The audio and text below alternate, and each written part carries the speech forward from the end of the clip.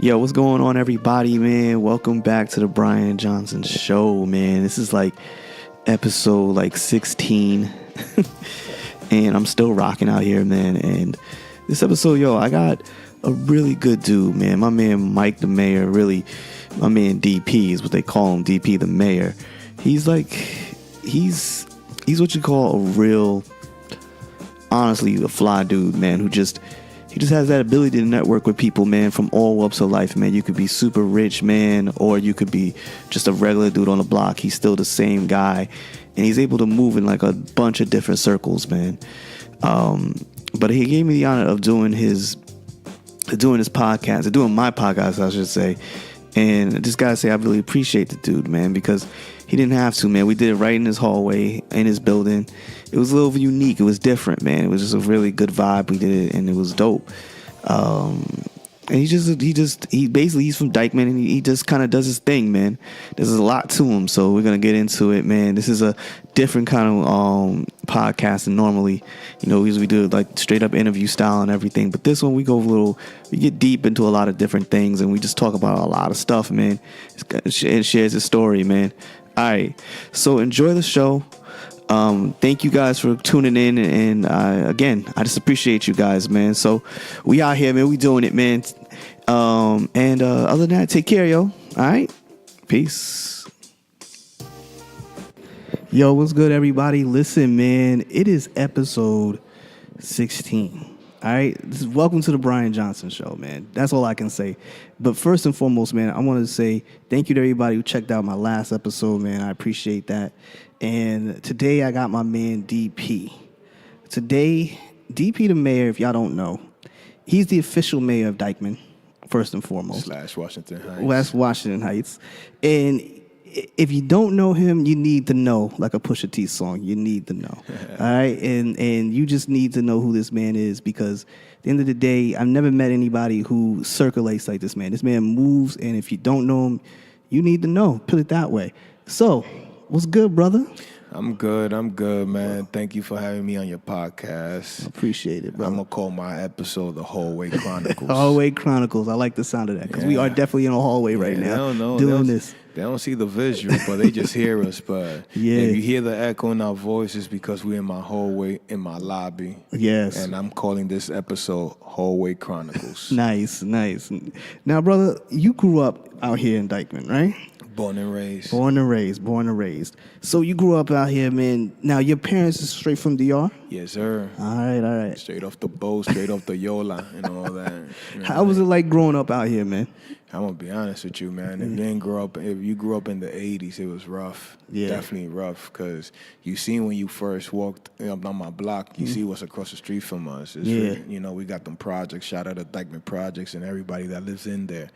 Born and raised with those are all my brothers and sisters. You know what I mean? But us growing up back in the 80s, it was mayhem, because, Mm-hmm. It was a hot block. Yeah, it was a hot block. Hot PJs. And it's like, we all went through our little phases of going to war against each other. I'm keeping it 100. We went to war with each other. You see the train tracks when you walked on my block. That was the Great Wall of Dyckman.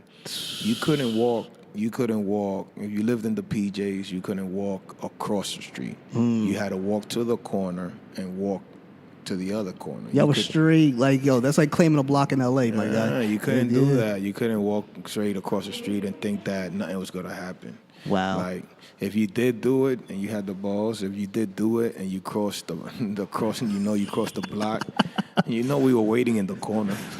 On each corner, we were waiting. So it's like, damn if you do, damn if you don't. But that's you go through your stages, man. Because it's we all went through racism and all that. The only thing was blacks versus Hispanics. Word. Stop playing. That was real. That was a real thing back then. Yeah, it was, because at the end of the day, you in Washington Heights, we call this little DR. Right. You got Harlem. Got Harlem. Harlem is down there. Right. You know what I mean? That's their territory. Mm-hmm. And up here, this is the only projects you see. Yeah, it's true. That's very true. You got a bunch of projects when you go further down. But that's nothing, man. Right. We don't consider those projects when you go further down or you go further up. Like this is Dyckman Projects. Right. Up the block, that's a one building project. Yeah. behind Nagel, that's Post. Okay. There's a building that we consider that the Post Project. Word. And then, like you said, when you start walking up down the block, you see certain buildings, by the train station. Yeah. We consider those, back block projects. But this right here, Dyckman Projects, that's a real project. Got you. I got you. So you grew up around here, grew up through the 80s, through the 90s. How you seen the things? crack epidemic was crazy, bro. I'm telling you. How did you see things change? No. How have you seen things change? I seen everything change in my community. From all the stores on the main Dyckman strips. You could say this maybe from Dyckman and Nagel to Dyckman and Broadway. There not so many original stores no more. Gotcha.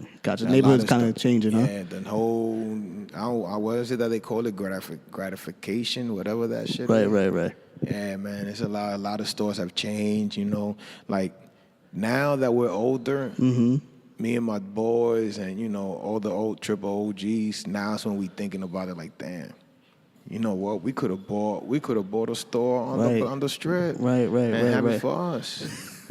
That Jay-Z line that says you should have bought it, like the Dumbo line, he says. Yeah. That Dumbo line is real, man. We could have bought a store. We could have had our own store in our own community. Right. And stuff like that. But, we weren't thinking like that. It was a whole, It was fast money time, man. If it was like, so this is talking like, tell me what it was like for you, because I track back to when I started really being in the city a lot more. I was back and forth. I was a young kid, so around 97, what was going on with you around that time? 97, you could say I just finished graduating high school. 96, 97, I just finished graduating high school. I'm still into playing sports. Right. Dibbing and dabbing. Like, I'm going to be honest with you. People tell you the truth. I was never the biggest drug dealer out here. Right. I dib and dab and stuff like that. Not that I was afraid of being locked up. I was never afraid of being locked up. But it's like, it's like, I forgot. Fat Joe said either you got a wicked jump shot or you got a sling crack. Right. So, some of us did both. But like I said, I repeat it. I was never the biggest drug dealer. Nobody could tell you, he's telling you a story that's a lie. I never sold drugs like that. That's a different thing because most guys lie about it and say they were kingpins and shit like that. I was never a kingpin. I never sold drugs like that. You know, those that know me will tell you, no, he did and dabbled, but he was more into sports. That was my thing. Like I used to see the triple OG smoking weed, and I used to be like, that shit is nasty. Who comes to shit came and bit me in my butt a couple of years after that. So you were playing sports. Who did you grow up admiring? Were you a big Knicks fan at that point? Die-hard Knicks fan. I just noticed that you gave me this microphone and it's orange. Yeah, you got Knicks colors, baby. Yeah, Knicks colors. So I'm a die-hard Knicks fan. I remember the first Knicks game my dad took me to. We were sitting all the way up there, and I don't know if it was one of them columns was in front of us or maybe next to us, and you had to move over and watch the game, and I was sitting all the way up there.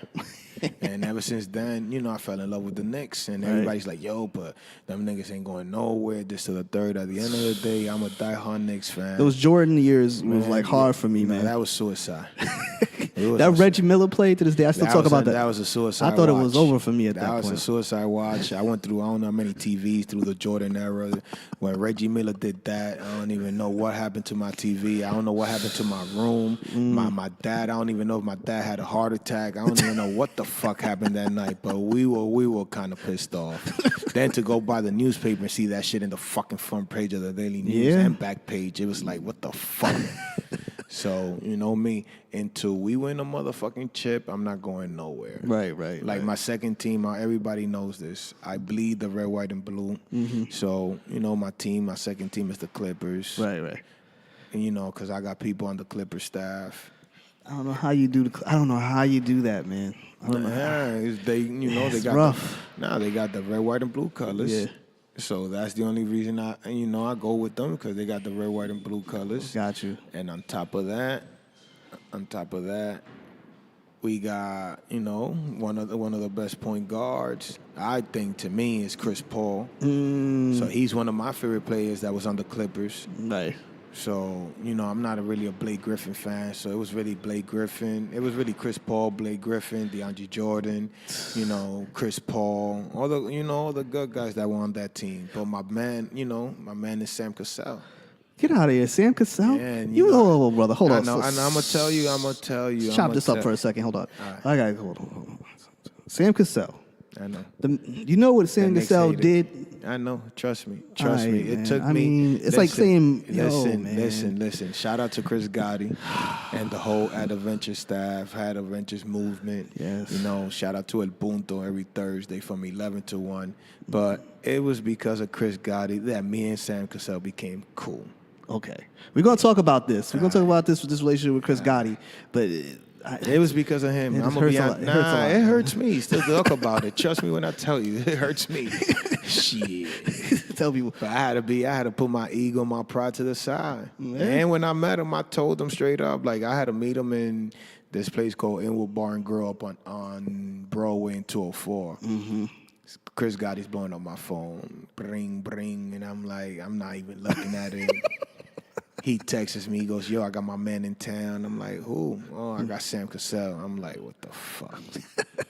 Like, yo, I'm good, bro. Yeah, I'm like, I'm in the back of my mind. I'm looking at the phone and the text. I'm like, man, I ain't going nowhere. Fuck that nigga. So he keeps calling me. He's like, yo, come through. I want you to show him some love. Come through. Yo, this is. I just want to say this to everybody, all my audience, man. Listen, a Knicks fan's displeasure with a player, or just plain, just discuss with a player, man, that's not from the Knicks, who did us dirty back in the 80s, 90s. We don't, that shit, it don't go away. It's always there. It's always there. I finally said, you know what? Let's see what I could get out of this. Yeah. So let me go meet this man. Mm-hmm. So when I walk in, everybody in the spot is looking at me, shouting, what's up, Mike? What's up? The DJ shouts me out. And I walk straight over to where he's at. I said what's up to Chris Gotti and said what's up to my other boy that was with him. Then he extends, and Chris Gotti goes, yo, Sam, this is Mike the Mayor. This is his community. Mike the Mayor. So he extends his hand out. And I'm like... Did you have like a 5-second blick in your head? Like 5 seconds. It was milligram seconds. So I grabbed him and I pulled him to me and I told him, yo, I'm going to be honest with you, man. I'm not even supposed to be here. I had to put my motherfucking pride and ego to the side. It took everything for me to be here right now. It took everything for me to be here, talking to you. And last but not least, I'm going to keep it 100. You see everybody that's watching me and you holding a conversation? All these are Knicks fans. They all Knicks fans. So you telling me, he goes, so you're telling me that you got a 20-year grudge against me and you don't even know who I am? I know who the fuck you are. You fucking destroyed us. You made me almost commit suicide. You put daggers in my team. Daggers. You literally, we could have won at least 1 or 2 chips. Man. So, everybody, I told them, yo, everybody go see me and everybody go be like, damn, Mike left us. Mike's a sellout, B. He sold out. And I said to He's about to be voted off the mayor platform right now. I'm about to lose my constituents. I'm like, this shit is crazy. So, me and him became cool. Like that night, this is how I knew he was a real dude, because that night we partied there. Right. Then from there, we went to another spot. Mm-hmm. And in that spot, we had, they have our own drink. They had a couple of drinks. You don't drink? Nah, I got 7 years sober, man. Wow, that's gangster. I'm a high on life. That's dope. And all I do is drink water. That's dope. With that being said, we went to that other spot. We had a good time there. Mm-hmm. So this is how I know that he's a real dude. So when they come and drop me off here in my block, right, he gets out the car. He goes, yo, Mike, come here. I'm like, what the fuck he wants? I already did my part. He goes, yo, let me get your number. I said, dogs, what? Let me get your number, because I want to come back up here. They had a game here. I don't know if it was against the Knicks or the Nets. Mm-hmm. So I was like, I'm going to give you my number, but don't put my fucking phone in no groupie phone. He's like, nah, I'm going to give you the family number. I said, all right, let's see. I gave him my number. Mm-hmm. He's like, nah, you cool. I want to come and chill with you. Right. I said, all right, you're more than welcome. I gave him my number. I said, let me see your family phone. So he pulled out his family phone, pictures and all that. I said, all right, we good.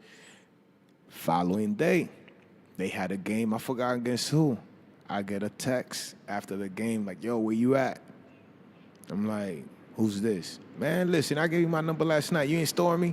I said, oh, shit, my bad. I told you how I feel about you. My bad. It was like, it's me, Sam. I say, oh, shit. I would have paid money to see your face at that point. Man, I was in shock because, I wouldn't expect them to call me or text me. So with that being said, he texts me. He's like, "Yo, I want to come up there." I'm like, "You sure?" He's like, "Yeah, I don't want to be partying down here. I don't like being down here." I said, "I say no more. I got you."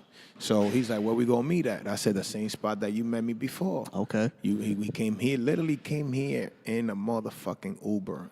A Uber right here in front of my building. Nice. From here, I took him, we did the club scene. We went all around, the whole area. And everybody that was seeing me with him was like in shock, like, wait a minute. Mikey's a diehard Knicks fan, and he's with the enemy. And, I had to put everybody and tell him, yo, he's cool. Don't worry about it. He's all right. He's with me now, so he's part of the. He's good. That's like some old gang shit right there. Like, he all good. right, yo, we can let him on the set. Yeah, that's it. He good. He good. He good. So we got a great relationship. That's dope. I go out in LA, and it's like hospitality off the roof. That's fire, yo. Like, I know everybody from management to the owner to everything in the Clippers. The Clippers is there for you, then. There's a great look. So when did you develop this love for basketball, sports, period? Because I know you're a Giants fan. Am I correct? I'm a diehard Giants fan. I'm about to say, it'd be really, really weird if you didn't say you were a Giants fan. Then I really would be like, this podcast might be over, bro. I don't know about this nigga now. I'm a diehard Giants fan. What brought on this love for sports, though? Well, really watching my older brother play basketball in high school. Okay. Watching them play out here, street ball, watching them play professional. You are what, of how many siblings? We're 7. 7 siblings. So me watching my older brother play. My dad played professional volleyball out in DR. He was on the national team, won himself a medal and stuff like that. So sports runs through my family. Right. So sports was just a natural given to you right there. Yeah. So you were playing. So basically you were living your life, and you were making it happen. I'm running back a little bit. How did things go for you as time was moving on around in your 20s? Because you're moving around, you're doing a lot of things, I'm guessing. Nah, in my 20s, I'm going to be honest with you. In my 20s, you said it, I was moving around. I was living life. What kind of things did you ever think about playing sports professionally at any time in your life? I wanted to, but it's like I told you, man, if you didn't have a wicked jump shot, you had to do something else. Right. So I decided to do that something else. You live his life, basically. I had to live life. You got bills and stuff like that. So I didn't think I was gonna make it into the NBA. That's every kid's dream to make it to the NBA, and especially when you come from this community. We haven't had one person make it to the NBA that has come out of Dyckman and Washington Heights. You can say. Oh wow! No, we did. Let me rephrase that. We did. We had Louis Flores from Washington Heights. He went to the Houston Rockets in Denver. Nice. So, did you ever play baseball? I ain't like baseball. I'm gonna be honest with you. He's Dominican. He doesn't like baseball. I don't. I'm gonna keep it 100. I'm gonna keep it a trillion. Wow. I never liked baseball because in school, I got hit with the baseball. Right. I think they did it on purpose. So I got hit in my rib. Oh. And that shit hurt. Yeah. So the next day I went to school with a black and blue on my rib, and I told the baseball team straight up, yeah, ain't no fucking baseball team. Fuck you. Niggas hit me with this ball, and I ain't playing baseball. I never did. It's like you said, I'm Dominican, and I don't like baseball. Did you catch a lot of flack from the hood from that? I ain't catch shit. They can't tell me shit. Fuck out of here. You guys play baseball. Let me play football and basketball. Those are my 2 passions. I'm a Giants fan, so my favorite player was motherfucking Lawrence Taylor. Respect. I played. Respect that. You hear that, man? You hear what that man said? Lawrence Taylor, LT. Okay. I played. He was my role model. I emphasized. I did everything that he did except do the drugs. I said minus the coke habit. Yeah, minus the coke habit. But I played like when we played street football. That was me. Let me play linebacker. I feel that. Got that. I feel that. So when you were moving, you were doing your thing. Where did you like? What was like your life at that time? Were you like, did you travel a lot, or did you just like kind of stay within like a certain area? Did you do a lot of traveling? No, I did. That I recall. I'm gonna be honest with you. I partied so hard, I don't even know if I did travel or what the fuck I did. You went to Miami, obviously. Did you go to LA? Nah, I did. I started going to. I did LA now in my late years. Late years. Okay. Miami, I don't even recall. Oh yeah, I did Miami, but I wasn't like everybody else that in Miami to party. I stayed in one place and that's it. Fuck that. I don't want people to know that I'm out in Miami. Yeah, because Miami turned into New York. And It does. And I really didn't want to be seen like that. I stayed in when I was to go back and forth. When I went to Miami a few times, that I did go. I used to. You only hang out like at Collins Avenue, Washington. I ain't do none of that shit. You ain't do none of that? I did that shit late. Word. I did all that Miami scene that everybody did back in the 90s and early 2000s. I did that shit late. Damn. I really wasn't. I'm telling you, I really didn't want to. I ain't give a fuck about that. I ain't really like when people used to be like, hey, go to Miami. What the fuck I gotta go to Miami? I'm going to DR. Fuck I'm gonna do and see you and such and such, such and such, such and such in Miami for. Spend that money and go put that shit in your country. Fuck out of here. Go to Miami. Did you ever go to DR? Yeah, that was my shit. That was my shit. Until, may she rest in peace. My grandmother passed away. Right. And them trips went. No more trips to DR. No more trips to DR. You had to do that shit on your own. But when she was alive, when you a kid, when you young. Yeah. She ain't trying to leave none of us 7 kids here in New York for summer. Fuck out of here. You go to DR for the summer, homie. You come to DR. I try to go to school. Like, I wanted to go to school in DR, and they didn't allow me. They didn't want me to stay in DR, and I was like, Ma, I don't want to go back to New York. I want to stay here. And she's like, no. Well, you okay? Because you going to be with your brothers and them. No. I was like, damn. So you are what of 7 kids? You are third? I think I'm like the third or the fourth. Fourth kid. Jeez. Yeah, so she was like my 2 older brothers, they are born and raised in DR. So okay. When we used to go, like the ones that were born here, it was crazy. So instead of me being in my rich neighborhood, I used to go to the ghetto. Yeah. That's where they from. So I'm not going to be bored in the motherfucking rich neighborhood with these rich kids that I don't even really know and fuck with. I'm going to go where my older brothers is at. That's where you really got to, you go have some fun. I'm going to be in a rich neighborhood where my grandmother built this nice house, all these rich kids. I don't give a fuck about. Right. Like, all right, you got a pool. It's all good. I'll go into your pool. We go have some fun and that's it. But I'm not chilling with you. Fuck out of here. So what kind of stuff did you guys get into when you guys were in DR, man? What kind of things did you guys get into? Everything get chased for stealing mangoes, stealing aguacates. My dad grew up in Jamaica, and he used to be so bad. They used to take the banana truck. He used to ride the banana truck all around the island. Dogs. That's what his thing. That was his thing, and he used to get into so much shit. My grandmother used to tell me. We did that. We did that. We jumped on. We waited for the truck to pass by. Waiting till the dude is going into the vecina's crib to go take a bag of groceries. Nigga, you done fucked up. We're watching you. We taking half of the shit that you have. Badasses up here, man. I'm telling you, man. Like, I love DR, man. Would you ever retire, go back out there and retire out there? Yeah, like my grandma, like I told you, man, she rest in peace. Like our house is rented out there, and that's one thing that I want to also accomplish is, go get my grandmother's house because she built that shit from brick to brick. Right. And that's kind of like important to you. That's it. Yeah, I understand that. So to have somebody, living in our house that, we rented it, and it's like we haven't been in DR. Last time I went to DR, I'm going to be honest with you, was 2014, and I didn't even go to my house. Wow. I went to Casa en Campo because my best friend is Pitbull. So for my birthday, he flew me and 2 of my dudes that we're real close with each other. He flew us out for my birthday out there, and we celebrated my birthday out there in his mansion. He never been to his mansion, so we broke that mansion. He never been in his own mansion, and we broke that. How did you meet Pitbull? Man, because of my good friend that I consider he's like a big brother to me by the name of G-Man. Right. He introduced me to him. Like, I was a person I couldn't say no to nobody. So that might be a bit of a Pisces trait right there. Yeah, I couldn't say no to nobody. So everybody used to always catch me when I was, in party mode. Mm-hmm. So it happened that they just finished coming off the plane. And I was here on my block. I was so fucked up. I was in happy land. I was happy. I can't say fucked up because I was in happy land. But this is okay. So This isn't. Mind you, what year was this circle? Give me context. What year was this is maybe 04. So ecstasy was still rolling around that time. Yeah. So X and pills and drinking, smoking, all that shit. You could say this is because we in 2018. Mm-hmm.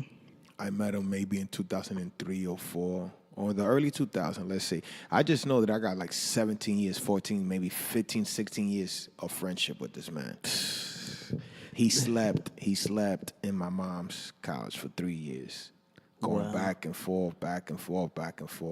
So yeah, because he was like a newbie at that point. Nobody really wanted to fuck with him because of his stilo. Right.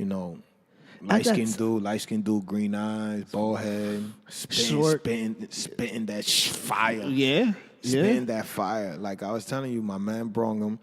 At that time, Latino rap was it not existent, or it didn't exist to that point? Because I think pun was pretty. Yeah, and the thing that's so crazy is that he spit that fire. Like, by the way, guys, Mike is a huge music dude. Like he knows his shit.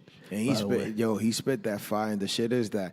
They brung him out to New York before I met him. When I met him, he already had the baldy. So he was already out here with one of my other boys by the name of Rich El Baldy. Okay. And he had braids. So they told me that they had him inside the projects across the street from me, but I didn't know. I ain't know. I met him, like I said, when he had the baldy. So my best friend, my big brother, G-Man, he brung him. And they just finished, I think, getting off the plane or anything. So he's like, yo, Mike, can he stay in your crib? And I'm like, what? That's so ill. For a little bit. What? All right, no problem. Come on, let's go. Let's bring this shit in. This is Armando. They call him Pitbull. He's a rapper. He's going to be somebody big. Watch. He's going to stay here. He's going to stay there. Only a son of a mother could do that. Because she was looking at you like, what? Yeah, he gonna stay. He gonna be a rapper. Watch and see, man. So our relationship is to this day is off the roof, man. That's crazy, yeah. Because he basically you held him down. Yeah, that man, and he don't seem like the type who forgets his people. Not at all. The thing that's so crazy is I could be with him and he could be around his millionaire friends, and they know me before I even open up my mouth. That's crazy. They like, oh, you're Mikey. You're the one that held him down in this to the third. I'm like, what? What you mean? What do you mean held him down? Yeah, he talks good about you. I'm like, yeah, that's my brother. That's my brother. That's my mom's favorite stepson. Like, my mom never seen him perform. What? Never seen him perform until maybe 2 years ago. Two years ago, is That's a long time, regardless if it's 2 years ago. Nah, because he lasted, I'm going to be honest, he lasted a good 10 years without coming back to the hood. Right. And that's because, he, like I tell everybody, like, he doesn't owe us nothing. Right. At all. All we did was just give him a roof and protected him and kept him, from harm's way. Like, I told him, like, he almost, in all due respect, he almost was going to chill in the Heights. No disrespect to the Heights. That's my second home. Right. But when he first came here, he said, yo, I got to meet somebody up in the Heights. I said, you came here to fulfill your dream and your career, or you came here to meet somebody? He's like, nah, but I'm cool. Tell him to come down here. And then I'm going to tell you, because my man told him, like, yo, Mike knows everybody. Yeah. And he's going to let you know if this nigga's official or not. So tell the dude to come here. And when I seen him, I was like, all right.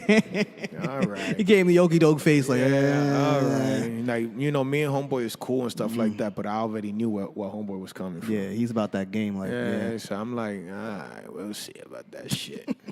So Pitbull moves on. Pitbull, he's blowing up because he moved into the club scene heavy. And that really did numbers for his career. Nah, them numbers went off the roof. Yo, Mr. Worldwide. Just with that, you can't beat that competition, man. Nah. Remix King, major hit King. It's like whatever he touches a hit.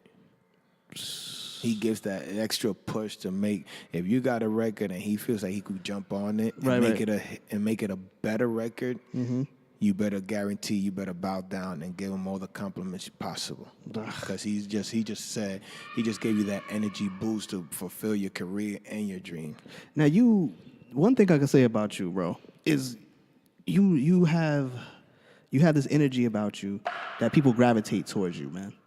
And that's serious shit. Like I could tell that off the top. As soon as I met you, it was an honest thing. Because I remember the first time I saw you, we were at. You could hear the kids in the background. Yeah. We were at there was a Hallway Chronicles. Yes, Hallway Chronicles is right. We were at some show that my man Dubwork was performing at, and it was up on Dyckman, and it was in a clothing store. That's what I'm telling you. It was Empire. Yeah, Empire, exactly. And you were hosting the joint right there. Yeah. And it was like. I never seen, because let me tell you, it was tons of people there. Yeah. But when this man got on the mic, I ain't never seen everyone just got quiet. They got quiet, like, oh, shit. I was like, oh, okay. There's the alpha.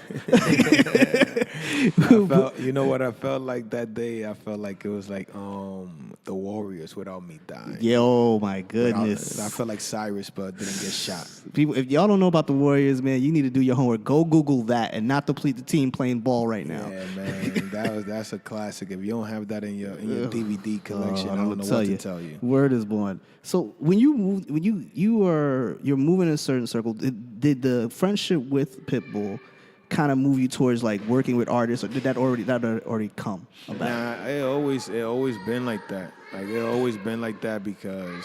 Hold on, y'all. These are my twins. These are my favorite twins. Those are my dudes. Those are my favorite twins. These are my favorite twins. What's up, man? Hey, those are my favorite twins. He just gave me the look like, who that? That's my dudes. Those both of them. He a little tough guy right there, man. Hey, yo. Those are my favorite twins. He don't want to go inside. He said, bye. Wait, y'all gonna leave me? Hold on. He wasn't with that. He wasn't with the leaving out. He wasn't with that. Music always been one of my passions. Why? Because on Dyckman, on the strip on Dyckman, we had a record store called Music House. Okay. So that became a label. So La India, all the freestyle, Noel, all Sammy Valoy. Sammy Valoy lived on the other side of my building, up on the second floor. Like all the freestyle kings, TKA, and all of them. And like I said, that became a staple to all the freestyle people. Wow. So every weekend, you would see somebody new performing in front of the Music House. Either a salsero or a freestyle person or a hip hop person. That's dope. So, mind you, Friday afternoon, Saturday afternoon, you literally walking. You're walking and you see somebody that you just saw on TV. Like, oh shit, mira la India. And they used to hold DJ contests. So all the DJs around the neighborhood used to always compete. And they used to do performances, so I'm telling you, like Circa, what year was this around? This was in the 80s when freestyle was freestyle. Right. You know what I mean? So you're taking this so back, because these are names I guarantee people have not heard in years. At all. And it's like, you know, we grew up, like Crazy Leg lived on 204, 207 on top of John Fried Chicken. Everybody thinks that he's from the Bronx, but he's not. He was born and raised out here. When they did the movie, for those of you who don't know who Crazy Legs is, kids, if you don't know who that is, you guys need to just Google who he is. He's a world-renowned breakdancer. Yeah, world-renowned. Yeah, he's a breakdancer. He's one of the forefathers of this hip hop movement. And you know, they filmed the park that's up the block. That's where they filmed the scene of him walking into the park with his crew and battle somebody. Like I'm telling you, man. Like my whole community, we all hip hop heads. We all know about music. Like Nice and Smooth used to chill up the block. Gangstar used to chill up the block. And you used to see them guys in the burger place. That's crazy. I never knew that. I thought in my mind, I'm thinking no one comes so far past 170 years. They all staying down in Harlem. It's like I put it like this, man. Dyckman, we are the fashion mecca.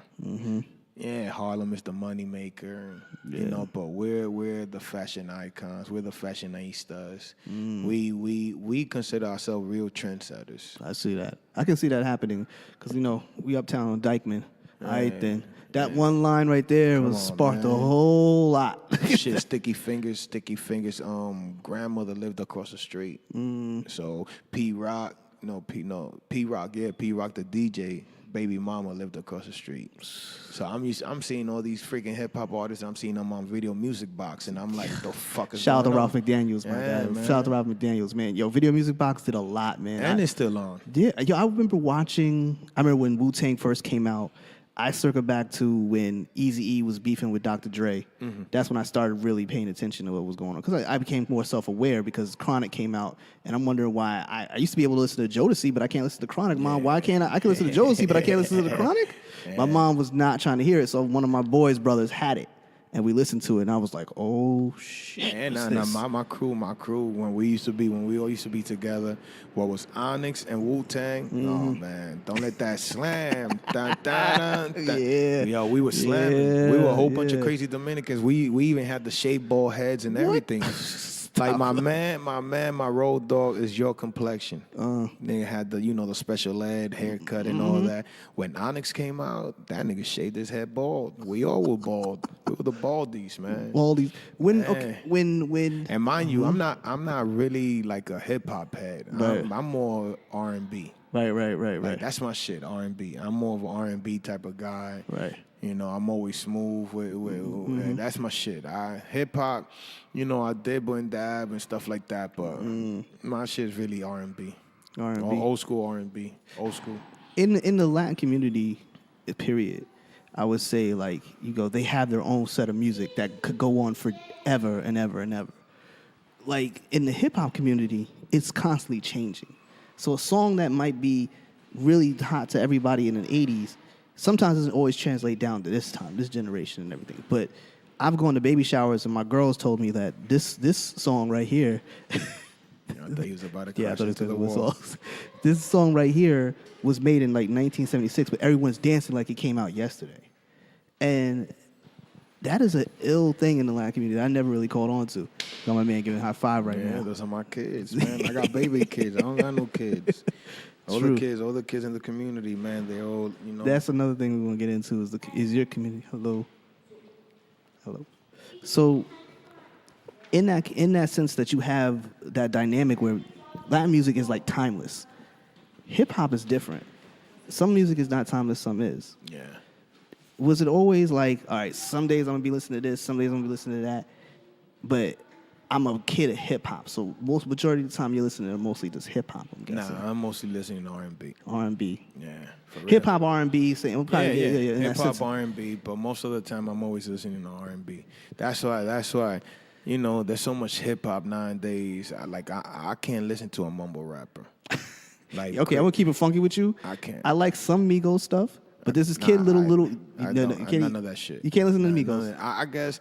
I'm not trying to. I don't want people to put me in a box and be like, "Oh, he's stuck in the '80s." This is a red man. Yeah, he's stuck in the '90s. No, I just can't. I can't. Chupa chupa chupa chupa chupa. And then the shit that's so crazy that becomes a hit. Okay, can you listen to Future? Future is like the other day. I'm gonna be honest. I couldn't stand Designer, but Designer came out with an album. I can't do Designer, bro. No. Listen to this album that he just dropped. Okay. Listen to this new album he just dropped. Nobody knows he dropped the album. Yeah, because you just informed me today. Yeah, nobody knows he dropped the album. You listen to the album, you be like, all right, now I know what Mike is talking about. All right. You go get not so much of the you ain't gonna hear a whole lot of that. Right. You gonna hear him spit. So that I told my man DJ Marvelous, I put him on that last week. I put him on to it. Right. That he downloaded the album ASAP. He was like, "Damn, Mike, this nigga spitting." I'm like, "Yeah, now I could feel him." But before, when he first came out, I couldn't do with that shit. I'm gonna listen to it on the way back to Jers, bro. I couldn't deal with that shit. When I'm on my way back to Jers, I'm gonna listen to it for sure. So my thing, like, it's all hip hop, all trap, all this. Did you ever listen to West Coast hip hop growing up? Of course. I think people understate how much of an influence West Coast hip hop had back in the day. One of my brothers was super. He thought he was down with NWA. Our room was divided between East and West. his favorite team was the Oakland Raiders. Yeah. Everything had to be black and silver. And I'm looking at this nigga in the fucking room like, yo, my man, what the fuck you doing? You just took half of the fucking wall with all these posters. His favorite athlete is Bo Jackson. Yeah, Bo Jackson was his favorite athlete, and it was crazy. So, you know, I grew up. I listened to the West Coast hip hop because of him. You know, shout out to my twin, Mr. Daladudo. That nigga right there's crazy. So you have this love for hip hop, and you start getting involved with artists. I remember you telling me that before we got started on this interview. Yeah. How did you get involved with artists, man? Me, I got involved with artists because they really, and it's mostly both it's mostly hip hop and Latin artists because they didn't really have the support that they really needed. So I guess I could have been like the jump board or the I don't even know what you want to call me, but the push to get people to really recognize this artist in the sense of, dogs, why is everybody going outside the circle when you got hip hop here? That's what I never understood. Why my thing always, this will always be me. The only reason that the Latin artists out here never supported each other is because of their ego. Yeah, ego's a motherfucker. Ego will kill everything, man. Yeah. It kills everything. They will not record with each other because of their ego, because they know that the next artist that they recording with is going to be better than them. What? So that should just motivate you. To do better, to get better, to hustle up. Because if you see Puerto Rico Latin artists, they stick together. Dominican artists, regardless of they fighting and killing each other, they will do a track with each other. Right. But when you come back to the States, it's like, nah, I'm not gonna fuck with you. Are you kidding me? Yeah. It's all. Hello. Yeah, so I'm not really gonna fuck with you. They could be in the studio together and paint a picture and think that they together, everything is still sweet and dandy. But once you leave the studio, it's like, what the fuck? So I've noticed it. I've noticed it from seeing. I see that with a lot of artists, though. Not even just because of the. In general. It's general. It's just like, I seen it. I seen it with my own eyes, man. That I'm like, this shit is crazy. Because you can make dope. I've seen artists. I wish I dope was a music. rapper.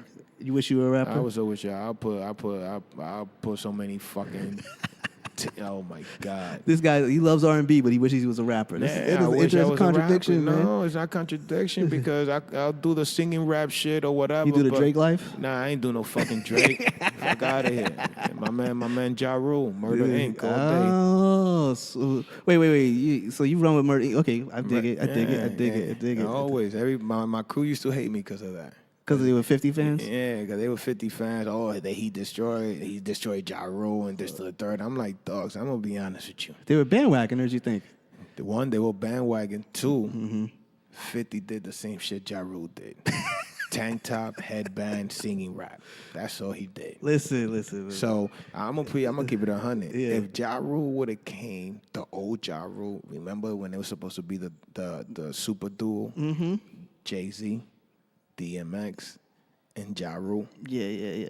So if you ever got to hear that verse on that album, not even an album because it didn't turn out to be an album. Right. They were supposed to work on that album, on that super duo, on that super team. Right. That's a track. I forgot what's the name of the track, but it's DMX, Jay-Z, and Ja Rule. And I think Jay-Z goes first. DMX goes second, and they leave Ja Rule for last. And I remember that. And Ja Rule killed it. If Ja Rule had came at the right time and had better timing with how he came at 50, he could have avoided some of the ish that he caught. He could have destroyed him. He could have came at him, but people were ready and trying to get at that man. Man, listen. I remember that clearly. If Ja Rule would have came, the old Ja Rule, and he would have spit that shit. So, hold up, man. So let's take this. Yeah, 50 did it smart. 50 did it smart. Yeah. Don't get me wrong. 50 did it smart. He was trolling before trolling actually happened. Yeah, 50 did it smart. Like I said, 50 did the same shit that Ja Rule did. Mind you, did movies, what Ja Rule did. Ja Rule was doing movies. He did exactly the same thing. Everything down pat to the Clody glasses. Come on, man. The rhinestone headband. Come on. Like, and that's what I used to tell my boys. Like, yo, you guys cannot be serious. Mm-hmm. You guys cannot be serious. Nah, Mike, your boy lost. How? How he lost? If he did the same shit. 50 came with the story of he got shot a numerous amount of times. America loves a redemption story. Yeah. So he jumped on the redemption bandwagon. He put out music that was, at that time, was different from everybody else's music. He was more bang bang than everybody else was bang bang. And the streets would feed that. You know what I mean? Like, I always say the Lock's second album, because the first one was on Bad Boy. The first, We Are the Streets would have been a bigger album had they been bigger artists, because it's one of the best albums I've ever heard. That's for me. You know what I'm saying? But for when 50 came out, he gave it commercial, but he gave it streets, and they all came out on the same time. It blew up way beyond. I always say, artists need time to be strategic about what they do. So you can't just jump out the window. Like, I think Drake came out too fast about with Pusha T right now. He came out too fast. He should have waited a little bit. You know when I was really a fan of both Ja Rule and 50, because when Ja Rule did How to Rob, oh yeah, when he did that, I'm like, who the fuck is this guy? He's trying to rob everybody. What the fuck? 50's a mean nigga, man. I'm like, what the fuck? A little chunky dude in front of his white Beamer, Mercedes. I'm like, what the fuck? I want How to Rob. Mariah this, Puffy this. And I'm like, who the fuck is this nigga? But at that time, that's a smart play, because at the time, nobody was using names. Name dropping like that, and they had to respond. You see, Pun responded. Yeah. Jay responded. Yeah, These are the biggest niggas in the game, and they all responded. They had to, because they must have done the same thing I did. Like, who the fuck is this nigga talking about he want to rob me? Yeah. He want to rob the industry. And I'm like, I don't know, lie. I'm like, I saw the video, and I'm telling myself, who is this dude? Mm-hmm. My man was locked up with him in Ulster. Oh wow. Yeah. And he, to this day, he's like, yo, whoever think this motherfucker. Like, when we went to go pick up my man up in Ulster, he's like, look at the picture right there. And I seen him.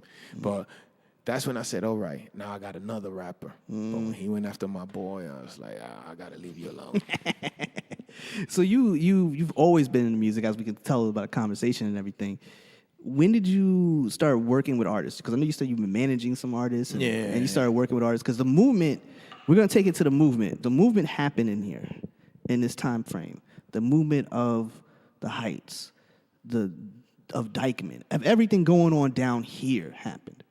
Now, you went through something in like 2014, and that was in the midst of it, or close to the midst of it, or it was like right after it, like kind of popped. I'm kind of like trying to figure out that timeline right there. Nah, I went through my little death-defying ordeal in 2014. Mm-hmm. Everything happened in less than a year span, you could say, because let's just say it's 2013 going into 14. Right. I crashed a car, totaled it, drinking and driving. Then after that, they wanted me to I had to put myself in a program, because they were trying to offer me 6 months. Yeah. And during that time that I'm fighting this case, that the lawyer was like, yo, if you could get yourself in a program as soon as possible so you won't have to face these 6 months, do it. And I told myself, wait a minute.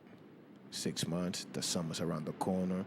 Who's gonna do who's gonna control my team? Mm-hmm. And since I'm tatted up, I'm not a gangbanger, but I got certain tats that they would think that I'm part of a gang. Right. So them 6 months would have turned into a year. Yeah. And from a year, because they test you while you locked up, and I wasn't gonna you're not gonna try to punk me or test me or anything. They're gonna put you right in Rikers, and they're gonna jump out. They're gonna jump on you immediately. Yeah, they go see my tats and stuff like that. Like, the shit that's so crazy about me, right, is that I went through that little episode, got myself in a program. Mm-hmm.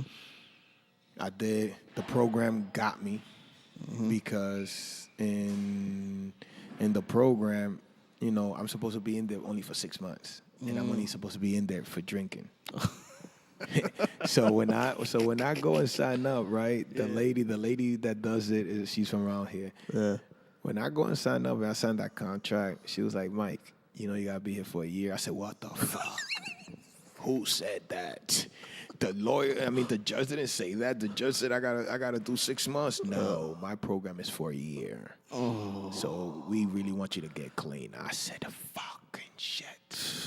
So, I took it in the chin. I did my whole year in that program.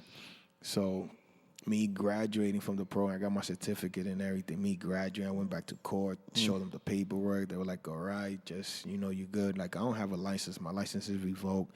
I got to do the process all over and stuff like that. So, in the midst of me graduating, I'm here thinking about doing a welcome back party. I'm like, fuck this. I graduated. I don't own the court, nothing. I own nobody. Right. I'm a free man at this point. I'm a free man. So I go plan everything out for my welcome back party. Right. I get twisted. I'm looking. Me and my cousin are looking for an after hours. I see some guys that I graduated high school with. I told my cousin, stop, look at my niggas. Let me go. I haven't seen them since graduation. We politicking. Make the story short, I get stabbed breaking up a fight. Mind you, I just finished getting out the. And mind you, now I'm saucy, so I go to the emergency room. My drunkenness leaves because it's cold. So they had to remove my large intestine because it got snipped with 5 holes in it. So they removed that. Now, mind you, now I'm recuperating.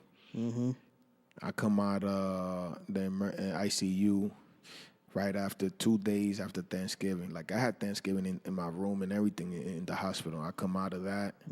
Now I'm recuperating. Right. I'm recuperating here in my mom's house. I get shot in my mom's house. How many months was this? This is all less than a year span. This is November, and I get shot in March. God. On St. Patrick's Day. So we're already in 2014. That's what I'm telling you. It's less than it's in less than a year span. Everything happened. Right. So with that being said, I get shot March 17 at 1:30, almost 2 o'clock in the afternoon on St. Patrick's Day through my mom's door. That's ridiculous, B. I get shot with a .357. I get shot in the chest, get shot in the stomach, get shot in my back. Yo, you a blessed brother to be here right now, man. Yeah, so I say that it's God that, left me here. How long did it take you to recover from that? That took me a week and a half. I was in ICU with tubes everywhere. Like, if you would have tripped in one of the tubes. Oh, my God. Yeah, and then the bullet that hit me underneath my chest, where I thought was my heart, was chilling. You got a vein that's from your neck all the way down. That's called the aura or something like that. The bullet was chilling there. So the doctor said 5 more minutes, if that bullet would have burst the vein, me and you, we wouldn't hold this conversation right now. It's wild. Did you suffer any, you recover from that point, and that's when you started beginning to work into the music business a little bit? Nah, I always had love for the music business, but it took me time to reflect on life. Yeah, I was going to ask you how that recovery must have went for you, because today people got real PTSD from that kind of stuff. Nah, I do. I got post-traumatic syndrome. I got that. I can't see a person with a hoodie on. And whenever I hear, let's say, a kickback from a car or a motorcycle, I'm like, paranoid. Right. I couldn't be around mad people. So that takes time. Yeah, it takes a whole lot. Like, I had to go see a psychiatrist for a whole year. And therapy is. I mean, look, I'm gonna be honest with you, man. Therapy is a good thing, bro. Man, listen, I said fuck the psychiatrist. Fuck that. I'm up here giving positive reinforcement for therapy. This says fuck therapist. Damn. You know why? Because it's like a two-sided sword. It is. They want you. They trying to help you, but at the same time, they trying to make you go crazy. And a lot of people don't know that. They trying to fill you. They were trying to, fill you with so much medicine that I was like, man, whoa, I don't need this shit. Wait a minute, they were prescribing you shit? Nah, they prescribe me, the stool softeners because it's hard for me to use the bathroom. Of course. They prescribe me painkillers. They prescribed me. Like, I had to Google some of the shit that they were giving me because some of the shit that they were giving me was, like psychopathic type shit. Like, thank God for Google at that point. Yeah, because you had to Google some of.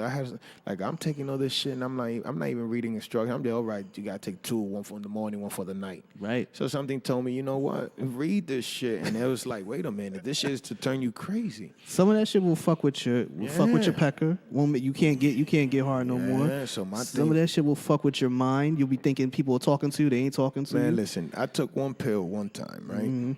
I just finished coming out the hospital. I'm in my room, and I took a pill, I don't know if it was a painkiller or what the fuck it was, but when I took it, because the anesthesia was wearing off, and in my stomach felt like the game operation, like like all the pieces were being put back.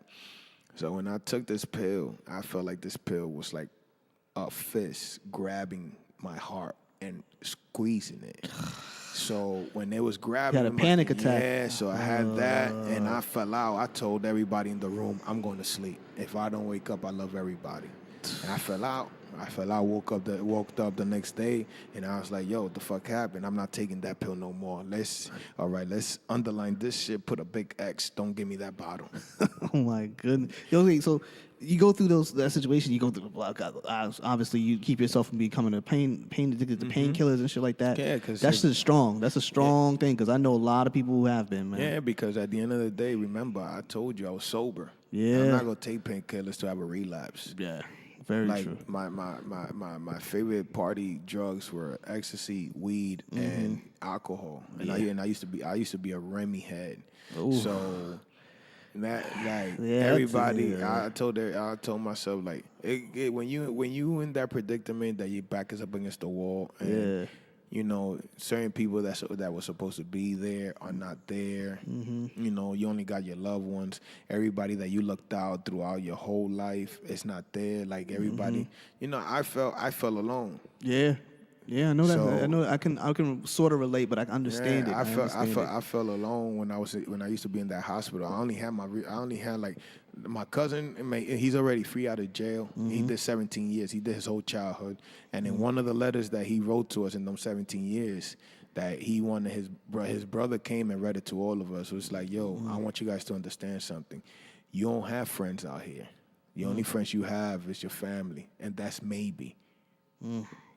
That's maybe. You only have your real friends are your mom, your dad, and your siblings. Right. But you don't really have friends out here. Not like that. That really like stuck with me. And then I was like, when I was in my deathbed for a week and a half, it was like certain individuals that would visit me, and I was like, coño, where's the rest? Like. I had you could say I had my own little entourage in the sense of I used to party, like I told you, I used to party 7 days a week. Right. Where are these people that I was partying with? They ain't around no more. Everybody thought I was either dead, I was gonna eat my own shit. Like what? Because a lot of people, I say in my hood, in my community, people love me, and then some people hate. Yeah. Why they hate? Because of the person that I am. Right. I'm a people person. Yes, you are. You wanted to know why yes, you are, my everybody. good man. You want to know why people, are attracted to me or gravitate to me. I'm a people person. Yeah. Always been like that. Right. So the next man can't see that. Why? Because let's just throw it out there. Why is Pitbull best friends with Mike? Why he can't be best friends with me? Why is Mikey cool with Nori and Nori can't be cool with me? Why is let's say a big ass movie star is cool with Mike and he can't be cool with me? So that's not my problem. Right. I'm a people person. Like this goes back to high school. I'll never forget. His name was Malik. He was the security guard in the lunchroom. His name was Malik. He's from the Bronx. He was the one that noticed this in me. When we were in school, he would notice that everybody would follow me. And I would be like a big brother to everybody. Mind you, we all the same age, but I was more out there than all my boys. Right. So he one time put me to the side. He was like, yo, you got something in you. I just don't know what it is. I'm like, what the fuck you talking about?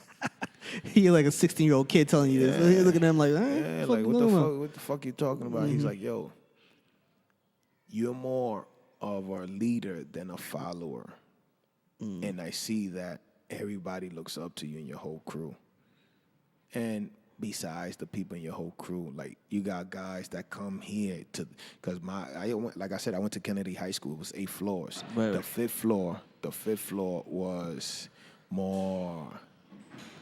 Fifth floor was more Spanish. It was a Dominican floor. I got you. I call it the United Nation because you had Boricuas, you had Dominicans, you had Mexicans, but mostly it was Dominican. And all the Morenos used to come up and chill with me. So, it was like, he was like, yo, I noticed that everybody, once you talk, everybody stays quiet. Everybody listens. I told you that happened at the joint when we were at. Yeah, man. Everybody, like, you got guys going to class. Right. Like, I'll be in my classroom and I'll ask for the pass, let's say 6th period, and I'll go ask for the pass. I won't go to the bathroom, I'll go to the lunchroom. And he used to be like, yo, you used to catch your boys or catch niggas that used to chill with you that didn't have lunch, and you knew they didn't have lunch this period, but they went to the lunchroom, and you will kick them out. Like, yo, dogs, what the fuck you doing here? Why you not in class? Right. So with that being said, it was, he told me straight up, like, yo, you're more of a leader than a follower. So lead by example. Yeah. Lead by example, and you'll see how far you will get in life. You have that leadership quality, bro, because I could see you did your thing. Now, yo, you know what I almost glazed over, but I didn't get a chance to ask you. You started working with kids. You work with artists, but you also work with kids, and you're also heavy in the basketball scene out here, especially Dyckman Park down over here.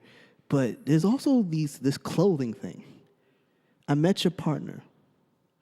Who, Global Scumbags? Yes. That's my partner, Rohan. Rohan, yes, man. Shout out to that dude, man. He's been supporting for a long ass time, man. Shout out to that, man. Now, you okay, so we're gonna round this up. You got into your situation. You come out of it healthy to a point. You push yourself. You don't get addicted to any pills. You don't get yourself addicted back to alcohol. And you're moving around now. You started getting yourself involved into the scene and dealing with artists, and started seeing this Dyckman movement begin to grow. This Washington Heights movement begin to grow. As a man looking at it, what were you seeing? Because I know you started getting into the clothing, and you were in the basketball. How did you start moving out? How did you start to? Because that's a lot of things to be juggling all at once. Nah, the clothing. I'm gonna be honest with you. The clothing came about years ago. Shout out to, like I said, shout out to my big brother G-Man. He came out with the clothing line called Never Broke. Ah, okay. Never Broke really stands for Nigga Boys. You know what I mean? It stands for my block. So he came out with that brand, I was like the spokesperson / model and stuff like that. But he came out with that. He's like the brain out of the whole brotherhood. Okay. He got a couple of lounges. Right now he's about to have this Dyckman Burger joint right here on my block. I gotta go to that. It's soon to come. He got Broadway Cafe up on Broadway. He's about to open up Agua Roja in Miami. Many blessings to him. He's a good dude. So the clothing line, he always had that clothing line, but we were always there to push him and stuff like that. So mind you, it always been in the back of my mind and stuff like that. Right. But my thing was always sports and music. I got you. Like that Cameron album, Sex, Drugs, and I forgot the last time. SDE, some shit like that. Yeah. I remember that. Man, that was when Cam's still a fire spitter, but he was going extra hand back then. Yeah. Now, how did you get involved with Dyckman Park and the game and everything else? Because I know you say you always about sports and music. Nah, Dyckman, the commissioner, shout out. He's like a father, mentor, big brother figure to me. Kenny Stevens. Okay, that's his baby. And when I came out here, I started playing ball at the age of 30. He had me when I was 13. I had hair and everything. You know what I mean? I couldn't speak a lick of English. Couldn't make a layup. I was like the enforcer of the Dyckman team. Okay. So, and then with that, Anthony Mason style. Anthony Mason, David McDaniel, I'm gonna fuck your ass up. For those who don't know, he's a Knicks wrestler. Yeah. So with that being said, he taught me the X and O's of the games. Then, go to high school. Go to Kennedy High School, Coach Johnny Mathis. Okay. And in junior high school, I had a coach by the name of Mr. Brown. All right. He was trying to teach us karate, and we was like, nah, dogs. You're new to our school. And we had a basketball team, and in 6th grade, we took it. 7th grade, we took it. We trying to take it into 8th grade, so you go be our basketball coach. Right. So workouts was karate, and then it was turned into basketball. So I had 3 coaches that were very influential in my life. That kind of helped you turn yourself into a coach? Yeah, because at the end of the day, I told myself, I'm not going to make it to the NBA. Yeah, I'll play ball here and there, but I knew I wasn't gonna make it in the NBA. So you take a piece of everybody. Yes, you do. That's masterminding. Yeah, that's you what take masterminding a piece is. of everybody that have been influential in your life. Right.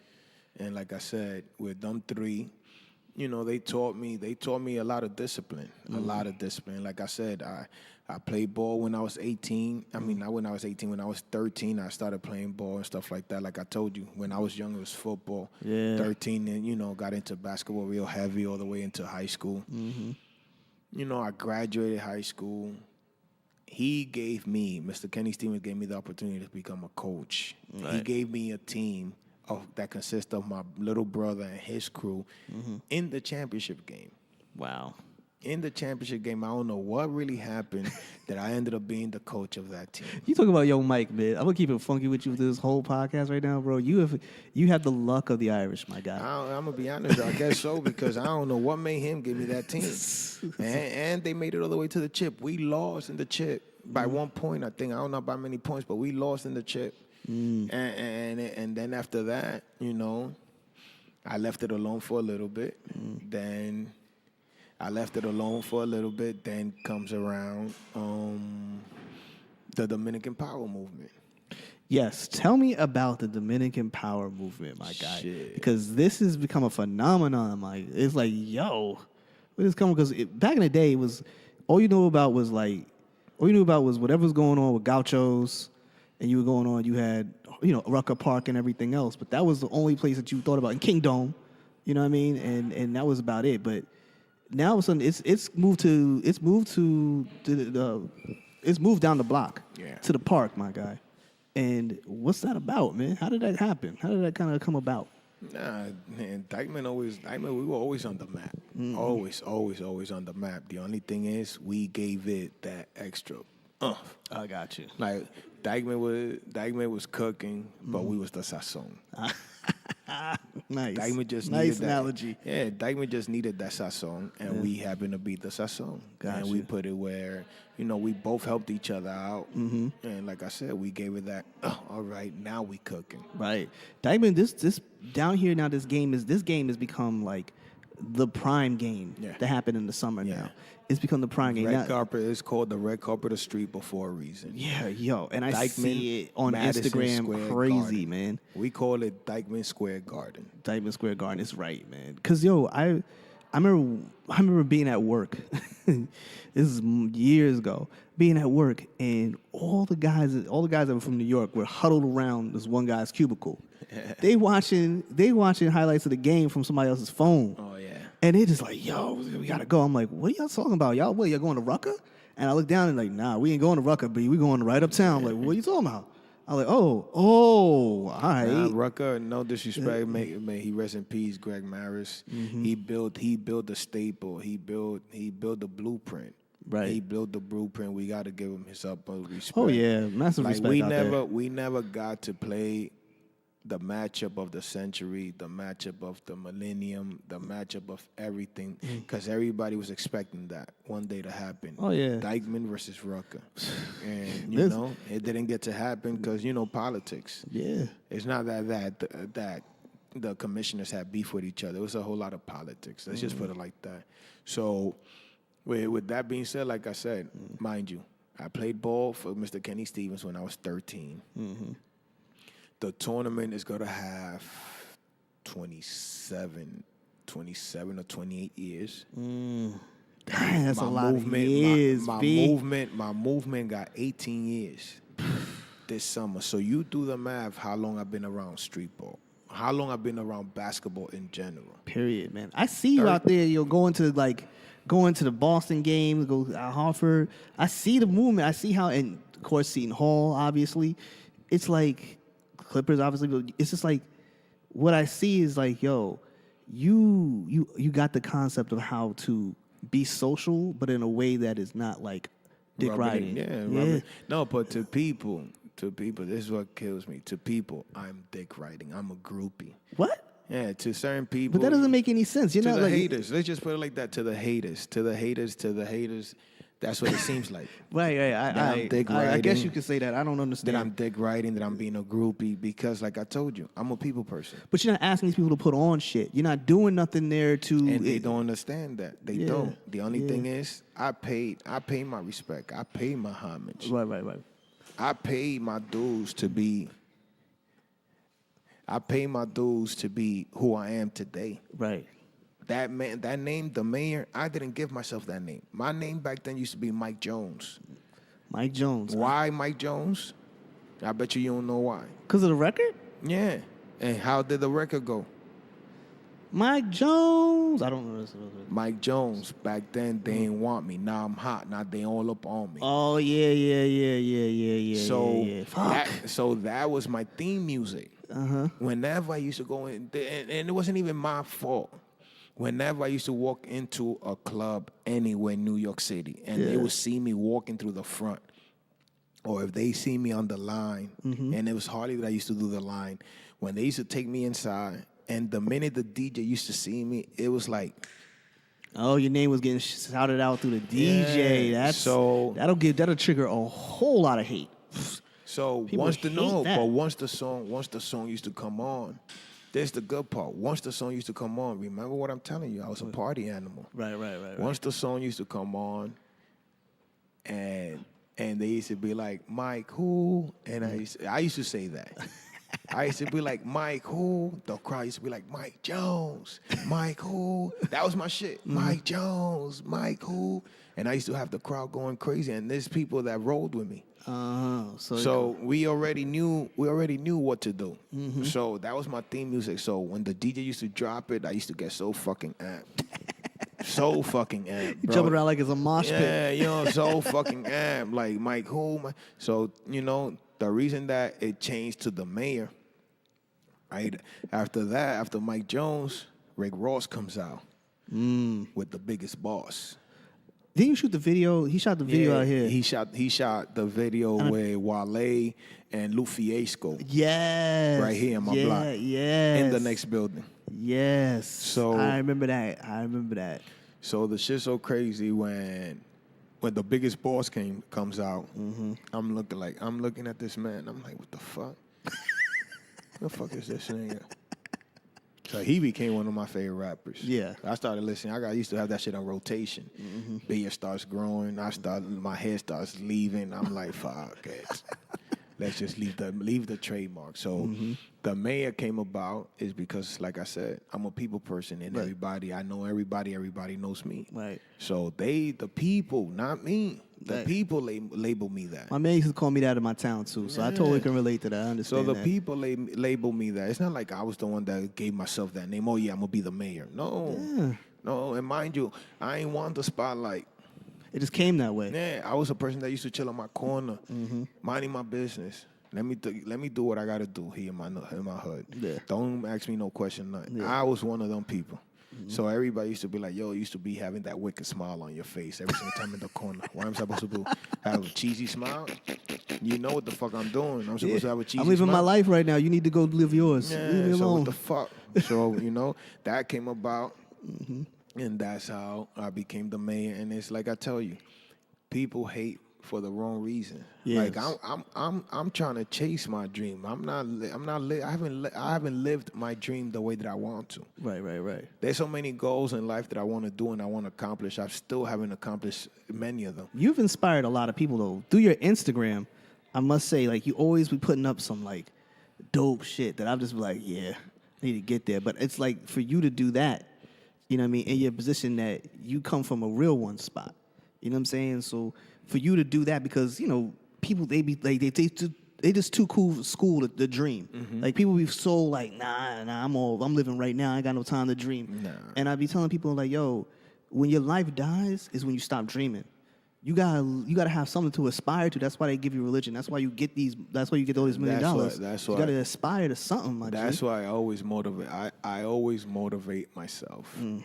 I always motivate myself so I could be able to motivate the next person. Yeah. If it's by a picture or a quote on my IG, so let it be it. Like when people say, "Oh, your Instagram is a liar," let it be a liar.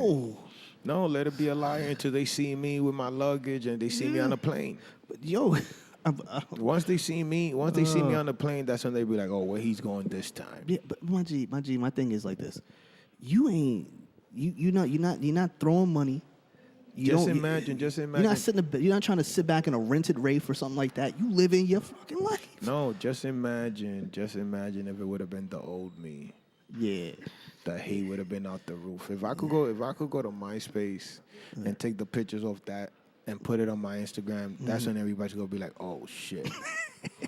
Oh shit, this guy really is who he is. Yeah, nigga. The only thing is that at the end of the day, like I told you, I changed my life for a reason.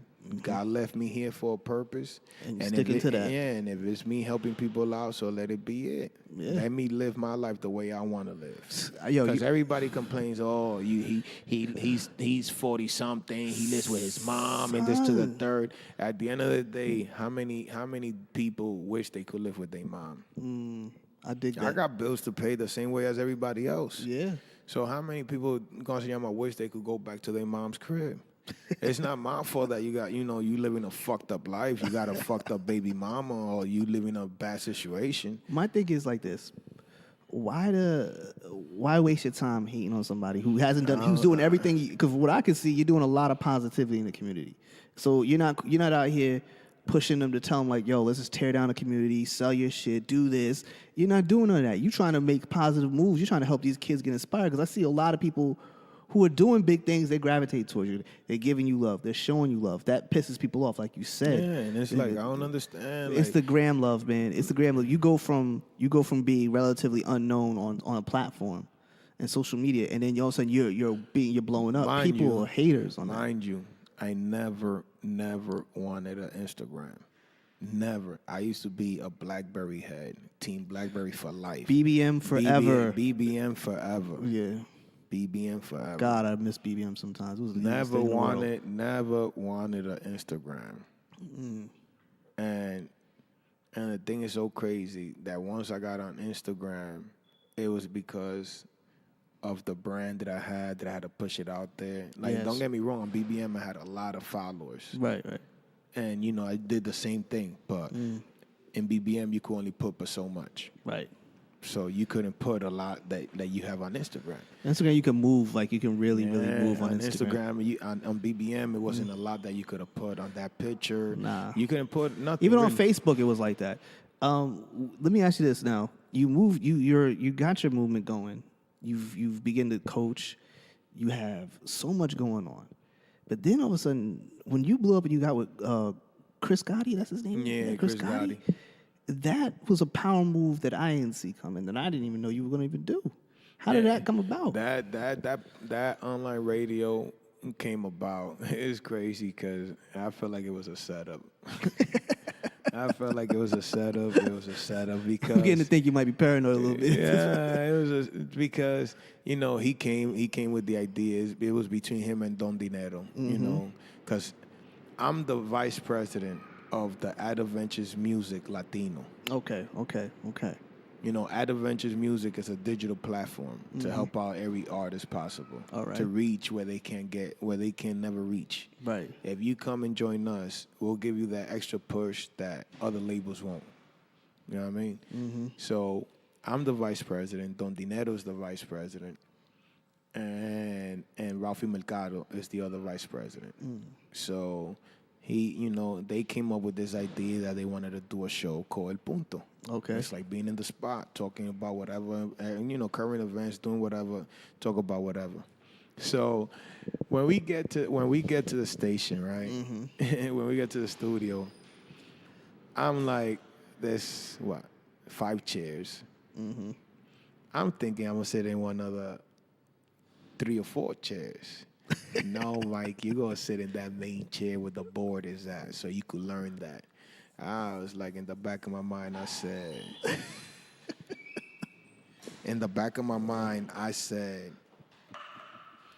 to myself, like, damn, I just got set up.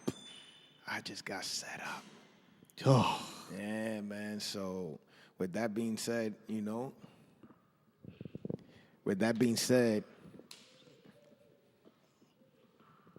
with that being said, I felt like I was just, and I was like, you know what, I'm gonna do it.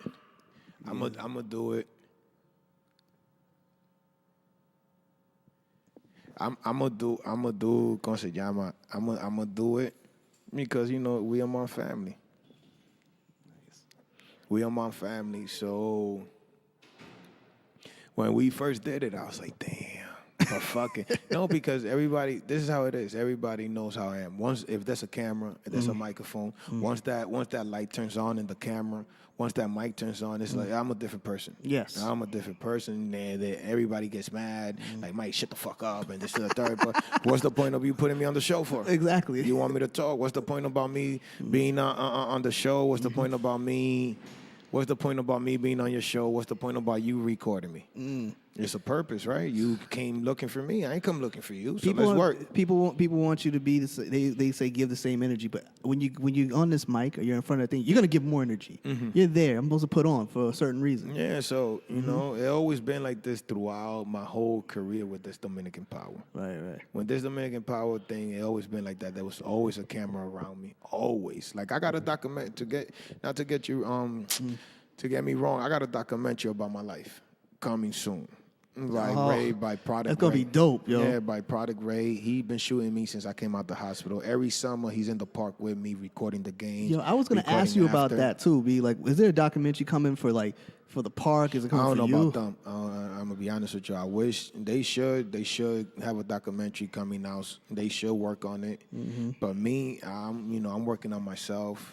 I feel that. I'm part of his. I call him Product Ray.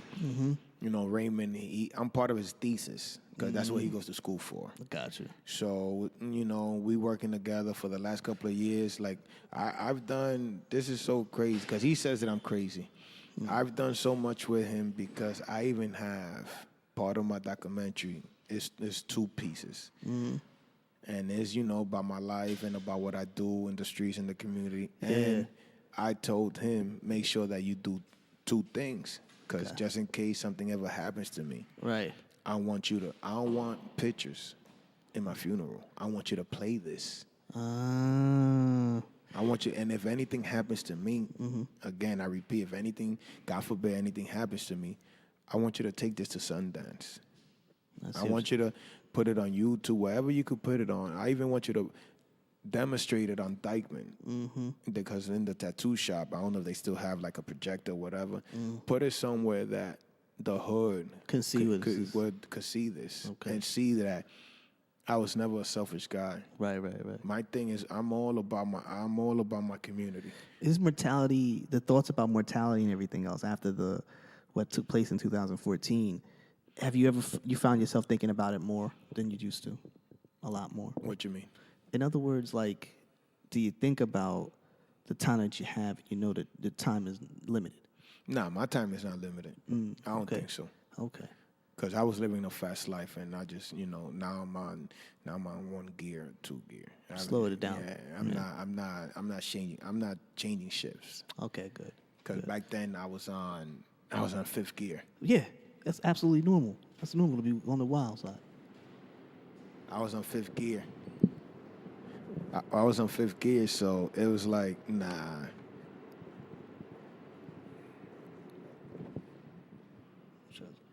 Yeah, I was on 5th gear. So the people couldn't tell me nothing. Facts.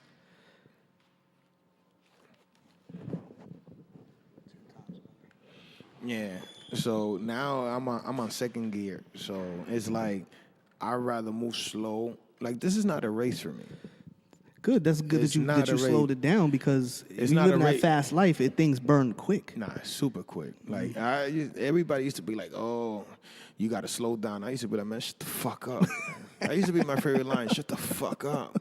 Well, I got to slow down because you have a family, you got kids, you got a wife, you got somewhere to go. Me, I ain't have nowhere. Yeah, that's I got my brothers, right? Got my mom, got my dad, got everybody. But at the end of the day, I was living my life. Yeah. I was enjoying life. Like, this Dominican Power skyrocketed us to rock stars. We didn't think we were going to be this big. We got a billboard from Nike on the highway on Dyckman and Broadway, next to $1 million corporation by the name of McDonald's, a billboard that said Dominican Power's watching. We had the whole entire Washington Heights with little billboards and the phone booth when there used to be phone booths, posters everywhere, Dominican Power's watching.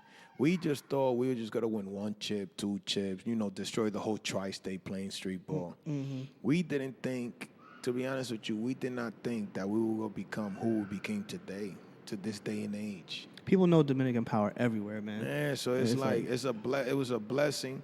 Mm-hmm. It was a blessing and a curse at the same time for us. Because it came in so fast. Yeah, it came super fast. Excuse me, it came so fast that we didn't think about merchandise or nothing like that. Did you think about trademark? You had it already trademarked? Yeah, it's been trademarked. Okay. I'm about to say. So I know a couple people who didn't trademark their shit, and they regretted it big time. It been trademarked. Once we became who we became, it got trademarked as soon as possible. But the thing is that we didn't think nothing of it. Right. Like, we just wanted to play ball, and that's about it. Mm-hmm. And everybody used to be like, you guys should do this. You guys should just fuck up, man. We just playing ball, man. We are just playing ball. Don't tell us what to do. Yeah. And that's it. That's wild to me, man. That's wild to me. So, getting back to what we originally talked about with meeting Chris Gotti. And you were in the studio, and there was a bunch of chairs, and they wanted you to sit there, and you wanted to work the board. In the main chair. That must have been...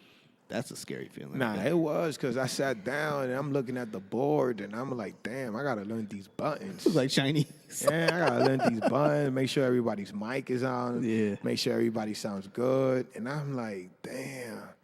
But ever since episode 1, it's been a piece of cake. That's popping. We should be on, if I'm not mistaken, episode 12. All right, guys, moving up right getting close to me. Yeah, episode 12, if I'm not mistaken. Yeah, episode 12. And when can people tune in on that? What days?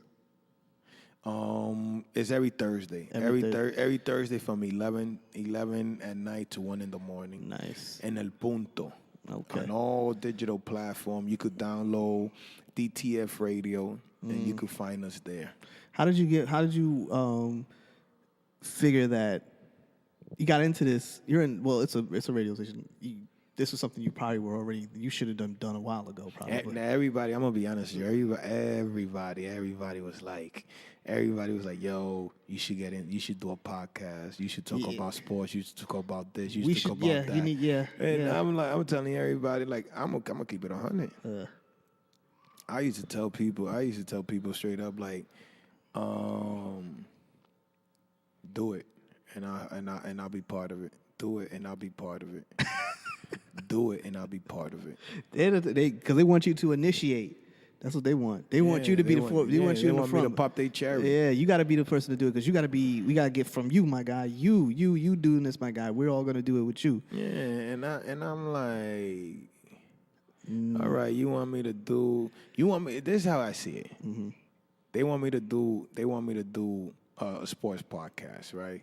Which would be good because right now you have podcasts. After they see what happened with Deezus and Merrill, everybody wanted pop. Yeah. Deezus and Merrill is rare, y'all. I'm going to tell you that right now. That's a rare combination of two people who they got popping because they talked about things that people fuck with. Yeah. Bodega Boys is really about the way, you know what I mean? It's about the way. So my thing with that is like, all right, you want to do the podcast, right? Mm-hmm. You want me to do the podcast. Mm-hmm. So you want me to help you. Mm. It's not like I'm helping myself. You want me to help you so I could give you ratings and stuff like that. Yeah. But you're not talking numbers. That's my thing. I'm keeping it 100. It comes back down to De Niro. Yeah, because at the end of the day, like I told you, back then, I couldn't say no to nothing. Now that I got a price, it's like, people ain't ready for that. Yeah, they ain't ready for that. Wait a minute. They want you to be. People want you to stay in that bubble, man. Yeah, that's not how you was back then. Say it again. Oh, that's not how you was back then. That's back then. This is a new mic. Yeah. This is I got to think about it. Let me go and sleep on it. And let me see what the numbers be about. Let me see what the numbers going to be about. If it's worth me doing it back then, oh, Mike, let's do this. Come on, let's go. Let's fuck it. You got the weed, you got the alcohol, let's just do it. Yeah. Now, I don't drink. Now you know your value, man. You know your value, Mike. What can you say? Once you know your value, everything changes. Like now, I don't do shit for free no more. Like, we paying, or we're gonna do this thing called industry when we're not at the top of the barrel. Yeah. It's called barter system. I need you, you need me. We work together. We get somewhere that we talk numbers down the road. Let me tell you something, man. It's once you know your value in this business, everything changes. People don't know how to react to you, and that's what kills me. That's what kills me, because when I tell these people my numbers, they be like, "Yo, you crazy? Why am I crazy? You go give the next person more money." Yes, you are. And I'm just keeping it 100 with you. You go give the next person more money, and me, I'm asking you for a chump change. And you can't pay me my chump change, so be it. I'm good. Like, at the end of the day, I'm good. Go do it with somebody else. I'm good. Exactly. Don't. Yeah. Don't get me involved, because you just gonna get me upset, bro. I don't got time for that shit. So, Mike, it's been a great talk with you, bro. June 11th, we got June 11th. Dyckman basketball. Wait, I was gonna ask you, tell the people about what's going on this summer. Where can they find Mike and everything? With DP, everything, man. You jumping the gun on me. My bad. I thought you was cutting me off. No, I'm not cutting you off at all. I'm used to that shit getting cut off, and and that's when niggas get mad, because I be like, oh shit, it's about to be cut off time. Let me throw my 2 cents in there. I was trying to give him the platform the rest of the way to tell people, and I want you to just tell people, like, because you do give a lot of motivation. I just want you to talk to the people. Tell them, like, yo, man, like, just give them something, like, give them some truth, man. Give them some truth real quick. Well, man. I'm going to put it like this, man. If you a person like me that you're chasing your dreams, chase them. Mm-hmm. Don't let nobody tell you no different about how you dream, how you live your life. Because if they're telling you different, their dreams are small. They small-minded people. You got to go out there and chase it. You can't be thinking about a project that you want to think about doing it. You go out and push yourself to get that project to succeed where you want it to be. Truth. It's up to you to be where you want to be in life. Nobody could tell you, no, you can't do this. That does not fit in your vocabulary. That doesn't. At the end of the day, I cannot be in your vocabulary. You gotta do what you gotta do. Right. If you want to succeed in life and you want to be known and you want to be seen, you got to go out there and get it. That's how I see it. Every day I wake up. Every day I pray the Lord that I'm alive, that I'm seeing a brand new day, that I'm able to provide some way, somehow for my family. Like I keep telling you, I'm not there where I want to be at yet. Mm-hmm. Look how I say yet, because at least one of my goals in life is going to pop. Mm-hmm. And once that goal and dream pops, it's all going to trickle down to where the bigger goal and the bigger prize is at, and my bigger dreams. Like, everybody tells me, what is it that you want to do in life? Because I see you always preaching this, preaching that. I want to build a community center in my hood. Right. There's not a community center in my hood whatsoever. And in order to build that community center, he's got to make all the other things work. Yeah, I just got to be able to connect the dots and stuff like that, because at the end of the day, nobody's going to do what I want to do. Exactly. Nobody. Yeah. Nobody's going to do what I want to do in life. And it's like, I got too many kids. I say baby kids, because I got too many kids that look up to me. And I tell them, I'm not, like Charles Barkley said it best. Mm-hmm. Charles Barkley. I'm not a role model. Can't believe you went there. Okay, you're not a role model, B. You're not a role model, but you're an inspiration. Yeah, sometimes. Work with the inspiration. Yeah, I'm an inspiration. I'm an influencer. And it's like, at the end of the day, like I said, you got to push yourself. Right. Don't let nobody push you off that cliff, because if you fall off that cliff, you ain't getting back up. If you get knocked down, you get back up, dust yourself off, and keep chasing. Like, to me, my life is not a race no more. Right. I'm the turtle in this race. Back then, I was the rabbit. Gotcha. Now I'm the turtle. Now I'm taking my sweet ass time, because I cannot crash again. I'm not gonna crash again. I can't crash again, because I'm trying to win. And if I win, there's going to be a lot of people that's going to win with me. I get it. Now, let me ask you this now. One quick thing before we get up out of here. Who you got in the finals? I don't got neither, but I ain't trying to see LaBrenda win. Fuck that shit. I ain't got neither. 4 straight years of this shit, man. Fuck that. 4 straight years of this shit. Yeah, I can't be. I can't. I got love for you, LeBron. I'm glad you won. I'm glad you brought Cleveland at least one chip. Nah, nigga, nah. We gotta support LeBron. No, we don't. Yes, we do. No, we don't. Listen, he's the most prime. He's a freak of nature. Yes, he is. He's a freak and of he's nature. the most recognizable minority in the country. This is how I see it. I would be on LeBron's side if he wasn't to be a bitch. For real. I would be on his side. I'll be LeBrenda. Yeah. But he's a bitch. Like, stop crying. All right, you don't get no calls, so be it. He gets a lot of bitching. Yeah, so you don't get no calls, go to the next play. Yeah. So be it. Yeah. Just keep attacking, keep the, like, you can't, I won't stand, I love playing ball, but that's one dude that's coming full speed at me. I'm not going to take a charge. Fuck out of here. He run you over. He's 6'9", 250. I'm not taking a charge. I mean, that's a lot of weight coming at you. I'm not taking a charge. You might break my neck or something. I'm not taking a charge. And it's like he's always bitching because he's always getting beat up. He's not getting no calls. Fuck that. You say you consider yourself the best athlete in the planet. So be and play it. Like, Muhammad, look, we grew up in the era of Michael Jordan. Right. Michael Jordan was a beast. We couldn't stand Michael Jordan. But what happened? Michael Jordan killed without talking. Oh, you beating me up? I'm going to eat that. He can come back, he going to talk some shit and score all day. But LeBron don't. LeBron gets hit a couple of times and he's right away he loses focus. Concentration is out the window. Now he wants to put the blame on JR, fucking Love, Tristan with the Kardashian. He wants to blame the whole entire team for himself. So basically you say it is, he needs to be more of show some more leadership. Yeah, stop crying. Stop crying. See, Michael Jordan never cried. And this is Michael why Jordan, people want him to be on a sports podcast. Yeah, Michael Jordan never cried. Michael Jordan, even though he had Scottie Pippen, Dennis Rodman, Bill Cartwright, Julius Craig Hodges, Paxson, Tony Kukoc. He had all them guys, but he never cried. Never. Well, and every single time he used to get beat up, he used to just laugh at you and smirk at you like, yeah, nigga, I'm about to kill you now. We're going to see when this podcast comes out with what happens here, his predictions here. I still say...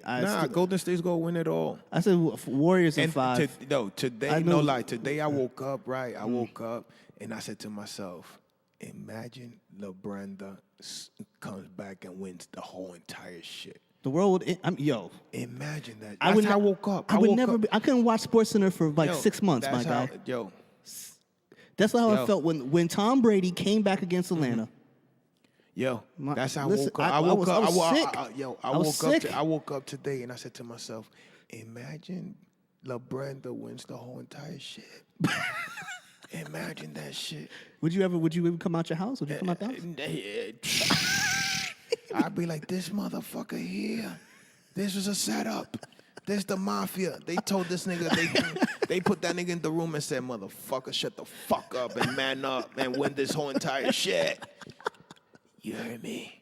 This Corleone talking to you. And at that point, would he probably be the greatest basketball player alive according to the world? Yeah. If he wins this whole entire shit, and this shit goes to, let's say, Game 7, and he wins the whole entire shit, bow down. Oh, shit. Bow down. Like, literally, bow down. Like, you gotta respect this gangster. You gotta respect gangster. Like, if he don't bitch, like, if he doesn't bitch throughout the whole series and push this shit to Game 7 and doesn't bitch, gotta bow down. Listen, look, he could have won the chip. I watched Jordan score 35 points in the first half against Portland. Come on. That's all I'm gonna say. Yo. He played with my second best player in the NBA, with Shaquille O'Neal. My first is Patrick Ewing. Everybody will tell you, hey, Mike is a Patrick Ewing fan. Right. El Mono. Second, Shaq. When Shaq went over there, Shaq said it. Shaq said, yo, he's pussy. He's cries too much. I could have won that man. I could have won that kid a couple of championships before my prime. Before my time was over, I could have won a couple of chips. He could have. When Shaq went over there, they could have. He could have. How many chips you think he could have won with him? But he was bitching. He was. He was bitching. The twins have returned. Yeah, those are my dudes right there. Hey, that's my dude. Oh, you thugging? Yeah. Hey. Those are my dudes right there. Look at the little men that are moving right now. All right now, little ones. He ain't trying to leave. Nah, he looking like, what's going on? Dad grabbed him like, come on. Later, man. Yeah, man. So, like I said, June 11th, Okay. Dyckman All right. turns the fuck up. June 11th. I Dyckman gotta come down here and take pictures, man. Yo, you gonna let me, Of course, you good. You and me. All Fuck right. that. You All don't right. got to worry about shit. All right. June 11th, Dyckman basketball, the season of the red carpet of street ball begins. In there, baby. Shout out to everybody that's part of the Dyckman family. One of the top announcers in the game, Cha-Ching, everybody, all the DJs that's going to be there.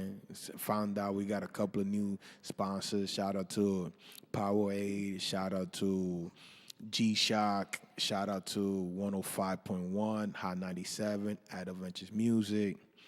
And shout out to Red Bull. The list is it's crazy, man. If you're not here to witness summer of 2018, they just gave me a high school team.